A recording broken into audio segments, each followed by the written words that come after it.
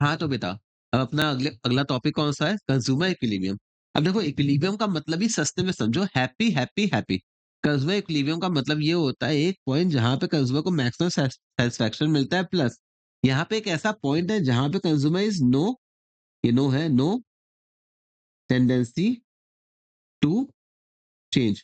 जहाँ पे कंज्यूमर को ना आगे जाने का मन है, ना पीछे जाने का मन है। इस पॉइंट पे वो एकदम सैटिस्फाइड है और भैया उसका होता है कंज्यूमर इक्विलिब्रियम। अब देखो, हमें क्या करना होता है, यहाँ पे हमारे पास कोर्स में दिया है ऑर्डिनल अप्रोच, ठीक है? हिक्स एंड एलन ने ये दिया था। यूटिलिटी ये अप्रोच क्या बोलता है? ये अप्रोच बोलता है कि भैया यूटिलिटी को हम नंबर के टर्म में मेज़र नहीं कर सकते, उसको केवल हम क्या कर सकते हैं, रैंक कर सकते हैं। मतलब अलग-अलग बंडल है ना कि भैया इसका ये प्रेफ़रेंस है, उसका ये प्रेफ़रेंस है, भैया पहले यहाँ जाएँगे, पहले वहाँ जाएँगे, वो वाली चीज़ होती है। इसको हम केवल रैंक दे सकते हैं। इसमें हमें 3 कॉन्सेप्ट करना होता है। एक होता है हमारा आईसी कर्व जो एक तरह से तुम्हारा कंजप्शन दिखाता है।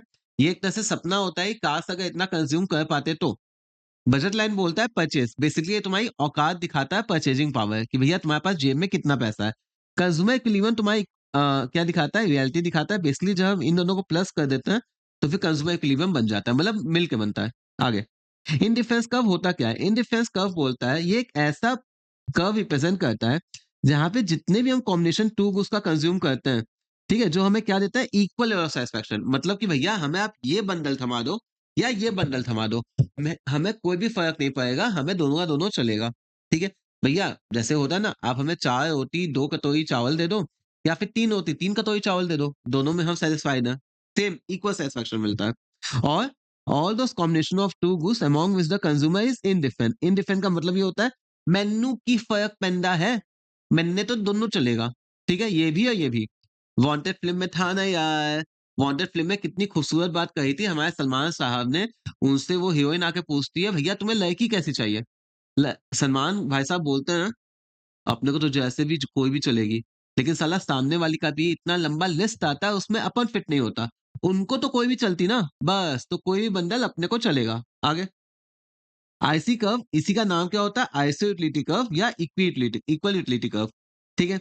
अब देखो यहाँ पे अगर मैंने अलग-अलग कॉम्बिनेशन डाला, तो ये क्या होता है? कॉम्बो एबीसीडी फूड का दिया है, क्लोथिंग का दिया है।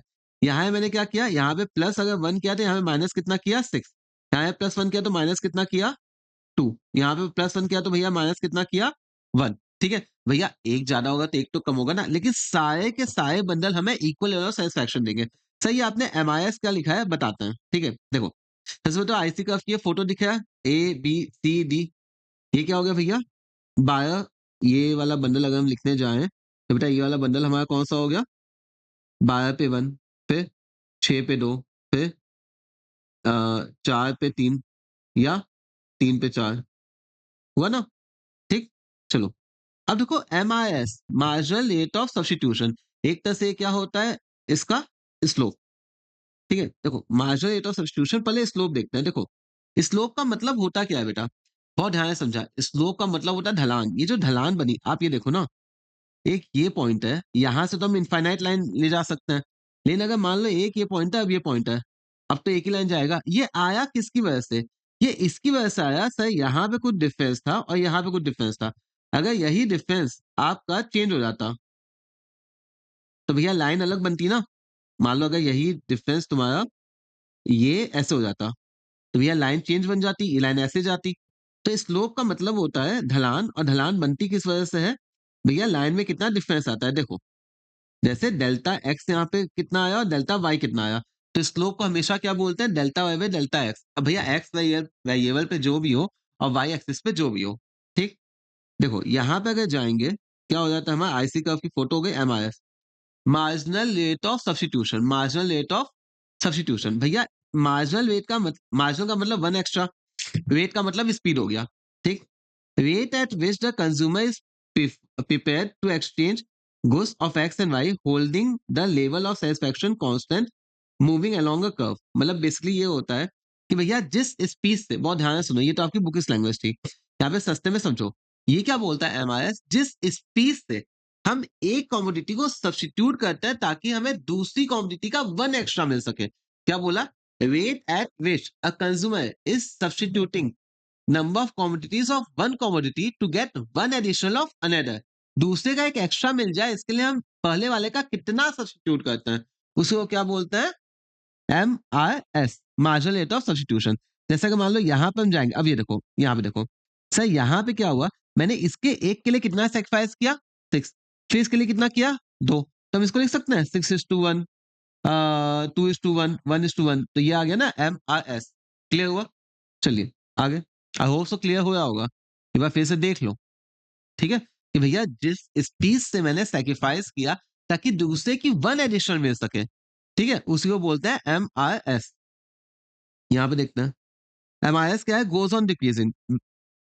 अच्छा सुनो, हम तुम्हें एक समरी बता देते हैं, सुनो। होता क्या है ना बेटा, यहाँ पे देखो। देखो, एक में PPC होता है, एक में होता है आईसी कर्व, एक होता है मेरा बजट लाइन। यहाँ पे हम क्या बोलते हैं? MRT, यहाँ जाता है MRS, यहाँ पे क्या होता है? MRE, margin rate of exchange, substitute और ट्रांसफॉर्मेशन। यहाँ पे मेरा जाता है, ये जो मेरा होता है, ये जाता है इंक्रीज करता है। ये मेरा क्या होता है? डिक्रीज करता है, और ये मेरा क्या होता है? कांस्टेंट रहता है। बेटा इसकी वजह से जो मेरा डायग्राम बनता है वो क्या बनता है? कॉनकेव। इसकी वजह से जो मेरा डायग्राम बनता है वो क्या होता है? कॉनकेव। और बेटा इसकी वजह से डायग्राम होता है वो मेरा क्या होता है? Straight line. अब ये आगे आएगा, लेकिन मैंने आपको एक बार समरी बता दी है। ठीक है? कब क्या बनता है? यहाँ देखिए। Want of a particular goods is satiable so that, ये तो बकवास लाइन दिया, consumer has more of it if intensity of the want decreases। भैया सीधी बात है, अगर जैसे जैसे हमें क्या होता है, एक गुस्सा का मेरा इंटेंसिटी कम होता है, पानी पी लिए मजा आ गया, और पिए और मजा आ गया। अब वो जो हमें इंटेंसिटी थी वो तो कम हो गई ना, इससे क्या होता है, अब हम जो यूटिलिटी भी हमें एक तरह से धीरे धीरे कम मिलती है। जैसे जैसे कंज्यूम करते हैं वैसे वैसे इंटेंसिटी कम मिलती है, तो हमें फिर यूटिलिटी भी उसकी कम मिलती है। ठीक है? दूसरा क्या है? मोस्ट गुस्सा imperfect substitute of each other, मतलब MRS remain constant if both goods are substitute of each other perfectly. ये क्या कांस्टेंट कब होगा? अगर दोनों गुड्स में क्या होंगे, एक दूसरे के परफेक्ट सब्स्टिट्यूट होंगे, तब जाके तो एमआईएस में होगा, कांस्टेंट होगा, अदरवाइज यहाँ पे कांस्टेंट नहीं होगा, तो यहाँ पे क्या होता है? डिक्रीज करता है। इन द केस अगर एग्जाम में आपके आ गया कि भैया क्या एमआईएस कभी कांस्टेंट हो सकता, मतलब आपका आ गया आईसी कब कभी कांस्टेंट हो सकता है कब? जब एमआईएस कांस्टेंट हो। एमआईएस कांस्टेंट तब होगा जब आपका परफेक्ट सब्स्टिट्यूट होगा। ठीक है? चलो, अब एमआईएस क्या होता है? MU X by MU Y या delta Y by delta X. ठीक है? ध्यान से देखना, जब MU के टर्म में जाओगे तो यहाँ पे हम क्या करते हैं? Y by X, X by Y करते हैं, जबकि अगर यूनिट के टर्म में जाएंगे तो delta Y by delta X होता है। ठीक? assumptions क्या क्या होती है? देखो यहाँ पे क्या होता है, कंज्यूमर को पता है कि भैया क्या चल रहा है, उसका क्या प्रेफरेंस है, मार्केट में क्या क्या चीजें अवेलेबल है। Consumer knows his own taste and preference and possesses full information about the relevant aspect of economic environment। कि भैया एनवायरमेंट दुनिया में क्या-क्या चल रहा है, क्या-क्या बंडल अवेलेबल है, उसको सब जानकारी है। दूसरा, कंज्यूमर रैशनल है। रैशनल का मतलब क्या है? भैया अगर हम तुम्हें बोले कि तुम 10 टॉफी लोगे कि 12 टॉफी, तो आप 12 ही लोगे ना। आप एक सही डिसीजन ले सकते हो अपने हिसाब से, आप बंडल चूज़ कर सकते हो। Take rational action result in more preferred consumption over less preferred bundle. भैया आप बंडल तो चूज कर लोगे ना, बंदर नहीं हो ना कि 100 रुपए दे या केला दे तो आप केला लोगे। भैया आप तो पैसे लोगे ना भाई, तो आप बंडल चूज कर सकते हो जो आप ज्यादा प्रीफर करते हो। यूटिलिटीज और नहीं मेजर, मतलब यूटिलिटी को हम नंबर में मेजर नहीं कर सकते, इसको हम कल क्या कर सकते हैं? रैंकिंग कर सकते हैं। ठीक है? Can be rank on the base of preference. Consumer choice, अब देखो यहाँ पे समझो, ट्रांजिटिव का मतलब क्या होता है, प्लीज समझना। ट्रांजिटिव का मतलब ये होता है बेटा, देखो यहाँ पे हम बताते हैं ट्रांजिटिव का मतलब क्या होता है। अगर भैया ऐसे समझो ना, हम तुम्हें ऐसे समझो, मतलब अगर ए ज्यादा है बी के, बी ज्यादा है ए के, तो ऑब्वियसली ना ए ज्यादा, सॉरी बी ज्यादा है सी के, तो ऑब्वियसली ना यार कि ए ज्यादा होगा सी के। मतलब मान लो अगर तुम्हें ए देता है 50 का सेटिस्फेक्शन और ये देता है 20 का, ठीक है, और ये देता है 20 का और भैया ये देता है 5 का, तो ऑब्वियसली 50 तो भैया 5 से ज्यादा ही होगा ना। तो ये बोलता है अगला प्रॉपर्टी क्या है, consumer choices assume to be transitive. मतलब अगर A is greater than B satisfaction के लेवल में, B gives more satisfaction than C, then obviously A gives more satisfaction than C. Consistent consumption pattern इसे बोलते हैं। ठीक? If consumption of A has more quantity, तो सीधी बात ना, अगर मान लो एक बंडल में किसी चीज की ज्यादा क्वांटिटी है, 10 की जगह 12, तो आप 12 ही ना प्रीफर करोगे एज कंपेयर टू 10, वही लिखा है। More is better. assumption of non सैटिएशन, मतलब कि लालची आदमी कभी सेटिस्फाई नहीं होता, उसको ज्यादा जितना ज्यादा मिले वो हमेशा उतना ज्यादा लेगा। तो मोर इज बेटर, ध्यान रखना। फिर अब देखो, इन डिफरेंस मैथ कुछ नहीं होता है, इसको हम एक तरह से बोलते हैं फैमिली। क्या? Family of indifference curve. जब 2-3 इंडिफरेंस कर्व को साथ में चिपका देते हैं तो उसको बोलते हैं इंडिफरेंस मैप। अब देखो इसमें क्या-क्या चीज़ होती है, set of indifference curve, IC curve. अब देखो ये हमारा हो गया ओरिजिन, ओरिजिन से सबसे ज़्यादा दूर कौन-सा है? आईसी3 सबसे ज़्यादा सैटिस्फैक्शन देगा, सबसे पास कौन-सा आईसी1 वो सबसे कम देगा। जितना फर्दर होगा ओरिजिन से वो ज़्यादा प्रेफर किया जाएगा। मूविंग अपवर्ड, अपवर्ड वही हो गया ना आईसी3 की तरफ मूव किए तो उसका ज़्यादा सैटिस्फैक्शन है। IC curve gives higher level satisfaction, higher IC curve same चीज़ है। मतलब आईसी3 ज़्यादा देगा greater than IC two, greater than IC one, ठीक है? आगे आईसी कर्व की प्रॉपर्टीज़ क्या होती हैं? स्लोप डाउनवर्ड, देखो डाउनवर्ड कब होता है? आप समझो। तो तुम्हें एक चीज़ यहाँ बताते हैं, देख लीजिए। जैसे अपन यहाँ पे किए ना, कॉन्वेक्स कब होता है, कॉनकेव कब होता है? कहाँ गया, कहाँ गया? ये किए ना? इसी तरह हम आपको एक और चीज़ बताते हैं। वो क्या है? प्रॉपर्टीज़ कहाँ गई, कहाँ गई, कहाँ गई? मिल गई। देखो, देखो अगर मान लो कि एक डायग्राम में ऐसे देखो, ये एक आपका डायग्राम है। पता है देखो ये भी ज़्यादा आया, ये भी ज़्यादा आया, तो अपर डायग्राम चला गया ना। अब यहाँ पे एक ज़्यादा आया और एक कम आया, तब जाके ये कौन-सा डायग्राम बना? डाउनवर्ड। तो भैया डाउनवर्ड बनता है क्यों है? क्योंकि इनवर्स रिलेशनशिप होता है किसमें? क्योंकि यहाँ पे क्या है? भैया यहाँ पे x है, यहाँ पे y है। तो भैया x और y में क्या है? Downward. Same level of satisfaction चाहिए ना आईसी कर्व पे। हमें क्या चाहिए? आईसी कर्व पे सेम लेवल ऑफ सैटिस्फैक्शन चाहिए। तो वहाँ पे हम क्या करते हैं? एक ज़्यादा होगा तो दूसरा कम होगा, तभी तो भैया सेम मिलेगा। एक ज़्यादा हो गया, दूसरा कम नहीं हुआ, उतना ही हुआ, तो भैया यहाँ तो बैलेंस खराब हो गया ना। हमें एक ज़्यादा तो एक कम करना ही पड़ेगा ताकि हमें इक्वल लेवल ऑफ सैटिस्फैक्शन मिले। ठीक है? कॉन्वेक्स टू द ओरिजिन क्या बताया? एमआईएस क्योंकि डिक्रीज़ करता है। अब देखो यहाँ पे 2 एक्सट्रीम सिचुएशन है जो कि आपके एमसीक्यू में आ सकती हैं, तो ध्यान से देखना। टू गुस्सा perfect substitute of each other, अगर यहाँ पे आपका आ गया कि दोनों चीज़ क्या है? परफेक्ट सब्स्टिट्यूट है ईच अदर के, तो वहाँ पे मेरा एमआईएस कांस्टेंट हो जाएगा, आईसी कर्व क्या बनेगा? स्ट्रेट पैरेलल लाइन बनेगा, कांस्टेंट स्लोप। मतलब कि भैया यहाँ पे चेंज नहीं होगा। ठीक है? एमआईएस कांस्टेंट हो गया, क्लियर? अगर क्या होगा? परफेक्ट सब्स्टिट्यूट, लेकिन अगर वहीं परफेक्ट कॉम्प्लीमेंट हो जाएगा, देखो जो परफेक्ट कॉम्प्लीमेंट हो गया ना, अब इसको समझो। अगर परफेक्ट कॉम्प्लीमेंट हो गया, जैसे कि मान लो कि शूज़ और मोजे हो गए। अब आप 2 शूज़ पहनोगे तो 4 मोजे थोड़ी पहनोगे, एक फिक्स रेशियो में पहनते हो ना। Consumer is interested in consumption these goods only in fixed proportion. IC curve will be consist of 2 straight line with a right angle bend convex to the origin. देखा? अगर मान लो कि एल शेप हो गया बेसिकली, ये क्या हो गया मेरा? L shape. कब होगा? जब परफेक्ट कॉम्प्लीमेंट होगा और भैया यहाँ पे अगर जाओगे तो स्ट्रेट लाइन बनेगा जब मेरा परफेक्ट सब्स्टिट्यूट होगा। क्लियर हुआ आपका? बुक से सारी चीज़ें कवर है, एक भी चीज़ स्किप नहीं हुआ। आप बस इसको करो, बुक हो गई आपकी। फिर एमसीक्यू लगाना। अच्छा एमसीक्यू के लिए तो गिफ्ट भी है, लास्ट में बताएँगे, सुनो। आईसी कर्व क्या होता है? देखो बेटा समझो, हम बोलते हैं ये 50 का सैटिस्फैक्शन देता है, ये 70 का देता है। मान लो यहाँ पे ए पॉइंट है, यहाँ पे आपका बी पॉइंट है। भैया ये बताओ अगर ए आपका दिख रहा है 70 का देगा, बी आपका दिख रहा है 50 का देगा। भैया हमें ये बताओ कि ये पॉइंट कितना देगा? सही, यहाँ पे लोचा हो गया। क्योंकि हमें पता है कि हर एक आईसी कर्व पे सब चीज़ बराबर आ जाता है, सेम पॉइंट। तो सी तो भैया आईसी1 पे भी है, सी तो आईसी2 पे भी है। तो भैया या तो 50 देगा या तो 70 देगा, दोनों तो दे नहीं सकता। इसका मतलब है कि ये वाला कर्व कभी हो ही नहीं सकता है। IC curve, 2 IC curve can never intersect each other. ठीक? आगे? अब देखो ये तो अपने को पता है ना, जो हायर आईसी कर्व होगा वो हायर सैटिस्फैक्शन देगा। अभी करते आए हैं। अब देखो समझो, होता क्या है ना बेटा, IC curve will never touch x axis. भैया मैंने बेसिक बोला कि भैया हम दोनों का क्या करते हैं, 2 कमोडिटीज का कॉम्बिनेशन चूज़ करते हैं। भैया अगर दोनों कमोडिटीज का ही हम अगर 2 कॉम्बिनेशन चूज़ करेंगे, तो भैया एक्स की भी कुछ वैल्यू होगी, वाई की भी कुछ वैल्यू। देखो यहाँ पे समझो, यहाँ वैल्यू क्या बनेगा? वाई जियो सॉरी जियो वाई। यहाँ पे क्या बनेगा? एक्स जियो। तो भैया y की वैल्यू x वैल्यू 0 तो हो ही नहीं सकती। तो कभी भी आईसी कर्व मेरा इसको टच नहीं कर सकता। ठीक है? आगे। आगे जाएँगे अगर, तो बजट देखो ये आपका आईसी कर्व कंप्लीट हो गया। आईसी कर्व के बारे में जितनी भी चीज़ें आपको करनी थी, वो आपकी कंप्लीट हो गई हैं। इसको आप देख सकते हो, नोट्स आपके मेंटेन है, अदरवाइज़ अदरवाइज़ आप यहाँ से देख सकते हो। ठीक है? बुक को पूरा समराइज़ किया हुआ है। चलिए आगे। ये हो गया। अब आता है बजट लाइन में। यार देखो बजट लाइन बोलती क्या है? बजट लाइन बेटा आपकी ये बोलती है कि इम्पोर्टेंट देखो होता क्या है ना, आदमी खरीदने को तो यार सब कुछ खरीद ले, लेकिन जेब अलाउ नहीं करती है।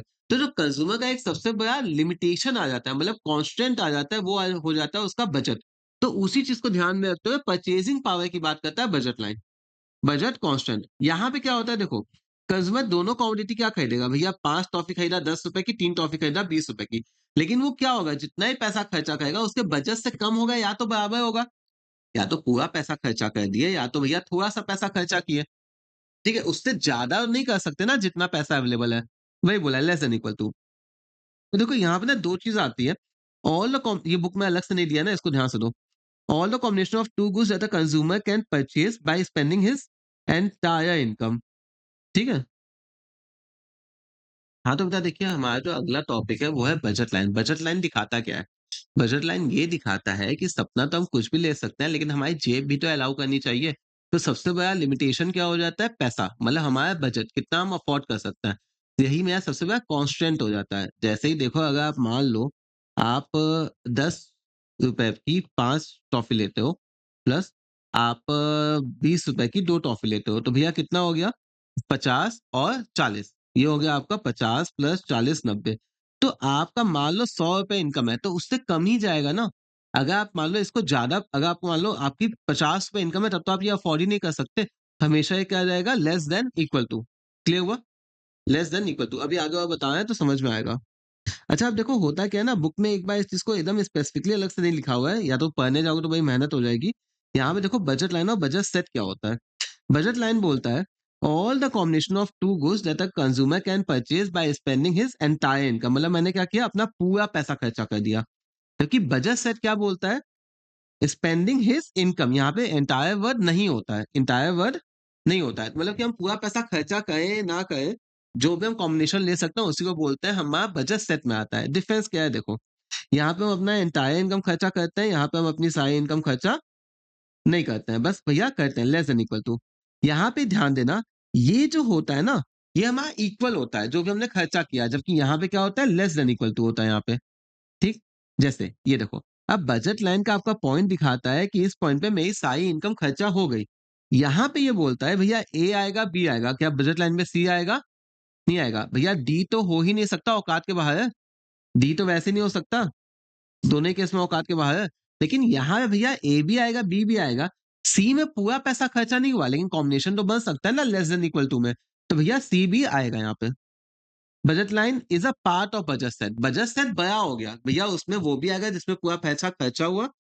बजट सेट वो भी हुआ जिसमें पूरा पैसा खर्चा हुआ, जिसमें पूरा पैसा खर्चा नहीं हुआ। तो बजट लाइन वाला तो उसका पार्ट बन गया ना और budget set includes budget line. ठीक है?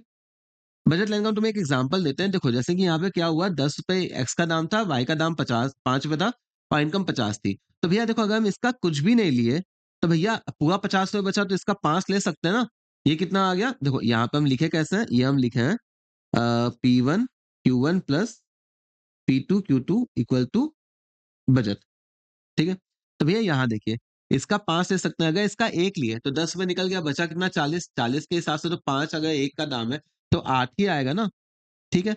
ऐसे ही अगर हम करने जाएँगे 2 ले लिए तो 20 पे निकल गया, बचा कितना 30, 30 में तो 5 वाला सामान केवल 6 आएगा। सब पे क्या 50 का खर्चा हो रहा है? हो रहा है। मज़े की बात देखो क्या यहाँ पे अगर आप जाओगे +1 +1 +1 +1 +1 क्या यहाँ पे -2 -2 -2 -2 -2 हो रहा है? हो रहा है। इसी को बोलते हैं MRS delta Y by delta X 2:1 यहाँ पे कांस्टेंट जा रहा है। क्यों जा रहा है? देखो अभी नीचे देखते हैं। Slope of the budget line का मतलब क्या होता है? Marginal rate of exchange. 1 extra और ये अपना स्पीड हो गया। यहाँ पे जाएँगे तो होता क्या है delta Y by delta X तो किए। भैया यहाँ पे प्राइस की वजह से ही तो हम ज़्यादा कम खरीद पाए हैं ना और प्राइस तो मेरी कांस्टेंट है। तो यहाँ पे क्या हो गया पीएक्स बाय पीवाई याद है? वहाँ पे क्या सीखा था MU X by MU Y, delta Y by delta X. यहाँ पे क्या था PX by PY, X by Y, ठीक है? और वहाँ पे एमयू वाई बाय एक्स वहाँ पे क्या था delta Y by delta X. तो यहाँ पे क्या हो गया 10/5 2:1 आया मतलब एमआई जो हमारा प्राइस रेशियो होता है वही हमारा क्या हो जाता है एमआई मतलब बजट लाइन का स्लोप। ठीक है? चलो ऐसा हम तुम्हें एक बार समी बता देते हैं यहाँ देख लो। देखो जब एमआरएस में जाओगे ना तो वहाँ पे क्या था MU X by MU Y या delta Y by delta X और अगर एमआरई में जाओगे तो यहाँ पे क्या था P X by P Y equal to delta Y by delta X. तो यहाँ ध्यान रखना भैया जब इसके टर्म में जा रहे हैं तो ये एमयू एक्स बाई वाई जा रहा है और जब यूनिट के टर्म में जा रहे हैं तो वाई बाई एक्स जा रहा है। ठीक है? चलो ये हो गया। अब क्या होता है बजट लाइन शिफ्ट कब हो सकता है? देखो ऐसे तो क्या होता है शिफ्ट और रोटेशन तो अलग चीज़ होती है लेकिन हमारे बुक में एक ही टॉपिक में इंक्लूड कर दिया है। Change in the price of one of both commodities देखो, income remain the same, price change हो रहा है, इनकम सेम है। तो भैया देखिए हम क्या होता है इतना लेते थे, अब मान लो प्राइस कम हो गया एक्स का तो इसका ज़्यादा लेंगे, प्राइस ज़्यादा हो गया वाई का एक्स का तो इसका कम लेंगे या ये लेते थे अब मान लो मैंने यहाँ पे देखो, यहाँ पे क्या हुआ है, एक्स का प्राइस लेस हो गया और यहाँ पे क्या हो गया, एक्स का प्राइस प्लस हो गया। अगर हम यहाँ पे जाएँगे तो देखो, अगर वाई का प्राइस मेरा क्या हो गया, कम हो गया। क्या हम बोले? वाई का प्राइस मेरा क्या हो गया, लेस हो गया। वाई का प्राइस कम हो गया तब तो हम इसको ज़्यादा खरीद सकते हैं ना। अगर वाई का प्राइस ज़्यादा हो गया तो उसका कम आएगा, ठीक? बस एक बार आपको ध्यान रखना है, पहला पॉइंट क्या बोला है? पहला पॉइंट बोला है कि प्राइस ऑफ वन और बोथ प्रोडक्ट चेंज हो रहा है लेकिन इनकम सेम है। दूसरे में क्या बोला है? इनकम चेंज हो रहा है लेकिन प्राइस सेम है। मतलब देखो, अब क्या हो गया, आपका इनकम ज़्यादा हो गया। इनकम ज़्यादा हो गया तो भैया इसका भी ज़्यादा खरीदोगे, इसका भी ज़्यादा खरीदोगे। इनकम कम हो गई तो इसका भी कम खरीदोगे और इसका भी कम खरीदोगे। डायग्राम ऐसा हो गया ना? या भैया, या तो भैया प्राइस भी चेंज हो रहा है, इनकम भी चेंज हो रहा है। मतलब सब चीज़ थोड़ा हुआ है। इनकम भी ज़्यादा हो गया, महँगा हो गया, इनकम ज़्यादा हो गया, सस्ता हो गया। कोई भी शिफ्टिंग हो गई है तो ये काउंट होगा। तो सीखा क्या? हमने ये सीखा, देखो हमने ये सीखा, प्राइस एक की या दोनों की ज़्यादा कम हो रही है लेकिन इनकम सेम है। इनकम दोनों की ज़्यादा या कम हो रही है लेकिन प्राइस सेम है। और तीसरे में क्या है? इनकम भी चेंज हो रहा है और प्राइस भी चेंज हो रहा है। क्लियर हो गया? ये हमारा था shift in the budget line. आगे? अब तो भैया देखो, चैप्टर अपनी आखिरी साँस से ले आओ और आपका बस खत्म होने के आ गया। कंज़्यूमर इक्विलिब्रियम का मतलब ही क्या होता है? सबसे पहले देखो, इक्विलिब्रियम का मतलब क्या बताएँ? एक ऐसा पॉइंट जहाँ पे कंज़्यूमर हैप्पी है and no tendency to change. Is deriving maximum possible satisfaction, जितना वो मैक्सिमम सैटिस्फैक्शन डिराइव कर सकता है from goods, therefore no position to rearrange his purchase. मतलब उसको ना आगे जाना है ना पीछे जाना है। अज़्यूम क्या करता है, consumer has a IC map, consumer के पास ऐसा आईसी मैप है, मतलब वो अलग-अलग लेवल का सैटिस्फैक्शन वो देख सकता है कि भैया इस पे इतना मिलेगा, उस पे इतना मिलेगा, उस पे इतना मिलेगा। IC map. कंज्यूमर की इनकम क्या है? फिक्स्ड है, प्राइस मेरा फिक्स्ड है, गुड्स होमोजेनियस एंड डिविजिबल है। ऐसा नहीं कि भैया अलग-अलग टाइप के गुड्स हैं। Consumer act rationally and maximise his satisfaction. वो पागल नहीं है ना, वो वही बंडल चूज़ करेगा जहाँ पे उसको क्या मिलेगा? मैक्सिमम सैटिस्फैक्शन, ठीक? अब देखो, आईसी कब ये होता था, बजट लाइन ये होता था, दोनों को मिला देते थे तो क्या बनता था हमारा? Consumer equilibrium. डन? अब देखिए, इसका 2 क्राइटेरिया होता है। क्राइटेरिया ये होता है, सबसे पहले तो देखो, सपना और हकीकत, मतलब औकात और सपना मिलना चाहिए। तो भैया मिलेगा कब? जब ये दोनों जॉइन होगा। प्लस हमें इसी पॉइंट पे तो मैक्सिमम सैटिस्फैक्शन चाहिए ना, तो सबसे हाईएस्ट आईसी कब लेंगे? समझो बोलना क्या चाहता है। मान लीजिए ये मेरा डायग्राम है, यहाँ पे क्या होता है, 3 आईसी कर्व जहाँ है, मान लो हम इसको लो बनाते हैं तुम्हारे लिए, ठीक है? लो, होता क्या है, ये हमारा जाता है, ये हमारा बजट लाइन है। ये हमारा एक आईसी कर्व है, आईसी नंबर 1। अब होता क्या है, यहाँ पे ए पॉइंट और यहाँ पे बी पॉइंट, क्या दोनों पे आईसी कर्व को कट कर रहा है तो आईसी का वो बजट लाइन सेम है। इसका मतलब हम बोल सकते हैं भैया आईसी का बजट लाइन सेम है। आईसी कर्व का जो स्लोप होता है वो क्या होता है? एमआरएस। बजट लाइन जो स्लोप होता है वो क्या होता है? प्राइस रेशियो या एमआरटी। दोनों का दोनों यहाँ पे तो सेम है, लेकिन अब भैया यहीं पे उसके पास तो मल्टीपल आईसी कर्व है। तो यहाँ अगर वो जाएगा इस IC1, IC2 पे, और ये हमारा IC3। IC3 तो भैया सपने औकात के बाहर हो गया, लेकिन यहाँ पे जाएँगे, सी पॉइंट आया ना? अब भैया इक्वल भी है प्लस, हम तो वही ऑब्वियस है, हमें पता है कि अगर ये 50 का सैटिस्फैक्शन देगा तो ये 80 का देगा। तो हम चूज़ क्या करेंगे? पहली कंडीशन के हिसाब से वो 3 दावेदार हो गए ए, बी, सी, लेकिन दूसरे के हिसाब से केवल कौन आया? सी। तो हम चूज़ भी क्या पसंद करेंगे? केवल सी, जहाँ पे दोनों पॉइंट मेरा बराबर हो जाता है। डन? मतलब दोनों कंडीशन सैटिस्फाई होती है। आगे अगर चलते हैं तो भैया ये बुक में एक छोटा सा टॉपिक था, उसको एक बार बता देते हैं। IC curve is superior to the superiority analysis. IC curve को हम ज्यादा अच्छे से क्यों चूज करते हैं, उसका 4 पॉइंट दिया है। एमसीक्यू में आ जाए तो आपको आना चाहिए। एक मिनट। थोड़ा गला बैठा हुआ है। एनीवेज यहाँ पे आता है, it dispense the assumptions of measurement of utility. भैया ये जो मेजरमेंट ऑफ यूटिलिटी की जो assumption होती है कि हम यूटिलिटी को मेजर कर सकते हैं, उसकी assumption को डिस्पेंस कर देता है, हटा देता है। Studies more than one commodity. भैया दो कमोडिटी की बातें करता है। Does not assume constant MU. भैया एमयू को कांस्टेंट अज्यूम नहीं करता है, ये बोलता है भैया भैया एमयू में ऑफ मनी चेंज हो सकता है। It segregate income effect from substitute effect. भैया इनकम इफेक्ट और सब्स्टिट्यूट इफेक्ट जो अलग अलग इफेक्ट होते हैं उनको अलग कर देता है और तब स्टडी करता है। बस ये 4 पॉइंट ध्यान रखिएगा। बेटा ले देके आपके इस चैप्टर का पूरा पूरा का पूरा एक एक टॉपिक बुक से सारी चीजें कवर होके आपका खत्म हो गया डिस्कशन। कहीं में भी दिक्कत है एक बार वापस देख लीजिए। दूसरी चीज क्या है, आपके लिए जो मैंने बोला था आपका गिफ्ट है, सुनो। आपके क्या है बेटा, एमसीक्यू के पेपर में जितने भी आप क्वेश्चंस लगाओ उतने फायदे करते हैं। क्वेश्चंस कहाँ से लगाना? सर हमें स्टडी मटेरियल के तो क्वेश्चन मिल जाते हैं, लेकिन जो एमटीपी आरटीपी ये वो पास चैप्टर के कहाँ से मिलते हैं? दिक्कत होती है ना, एक जगह तो मिलता नहीं है। तो आपके लिए बेटा चैप्टर वाइज़ जो भी आपके एडिशनल है, कुछ चैप्टर में तो स्टडी मटेरियल के हैं, मेनली क्या है जो भी आपके एडिशनल चैप्टर्स के क्वेश्चन्स हैं, मतलब additional question SM, RTP, MTP जो भी, वो सब आंसर के साथ, आंसर की के साथ आपके अवेलेबल करवाए हैं कहाँ? आप जब मेरे डिस्क्रिप्शन में जाओगे, तो आपको एक मेरे पास एप्लीकेशन का लिंक मिलेगा प्ले स्टोर का। वो आपके सीए हेमंत भैया का एप्लीकेशन है। आप जाइएगा, उसके आपको उस पे जब आप लॉगिन कर लेंगे, तो आपको फ्री डाउनलोड के सेक्शन में आपको ये पीडीएफ अवेलेबल मिल जाएगी। कहाँ? आप जब एप्लीकेशन में जाएँगे, लॉगिन कर लेंगे, तो आपको फ्री डाउनलोड का सेक्शन होता है। उसमें आपको चैप्टर वाइज़ सारे के सारे एमसीक्यू अवेलेबल हो जाएँगे, वो भी आपके आंसर की के साथ। तो आप उसको जाइए, चेकआउट कीजिए, जितने मैक्सिमम आप एमसीक्यू लगा सको इस समय, वो सब हो जाएगा। ये एमसीक्यू है क्या? कुछ स्टडी मटेरियल के हैं और जितने भी टोटल अभी तक आपके पीवाईक्यू आए हैं, आरटीपी आए हैं या फिर आपके एमटीपी आए हैं, ये सब चीज़ यहाँ पे कवर किया हुआ है। तो इसको लगा लिया तो समझो आपका 80-90 प्लस तो आ ही जाएगा। डन? ये गिफ्ट है ना? चलिए अब जल्दी से तैयारी कीजिए, आप सबके साथ मिलते हैं और एक बार ऐसे ही सारे डिफरेंट चैप्टर्स के भी वीडियो के लिए लाइक, शेयर, सब्सक्राइब करिए ताकि और नोटिफ़िकेशन ऑन कर देना, वो बेल आइकन होता है ना, ताकि आपको कोई भी न्यू वीडियो आए तो उसके बारे में पता चले और अपने दोस्तों के साथ शेयर ज़रूर कीजिए और लाइक कीजिए। आप लाइक करेंगे तो हम ऐसे और भी बहुत सारे वीडियोज़ आपके लिए अपलोड करेंगे। ठीक है? जल्दी मिलते हैं। आप सबके लिए आपके सीए हेमंत भैया very, very, very all the best. God bless you all. जल्दी मिलते हैं।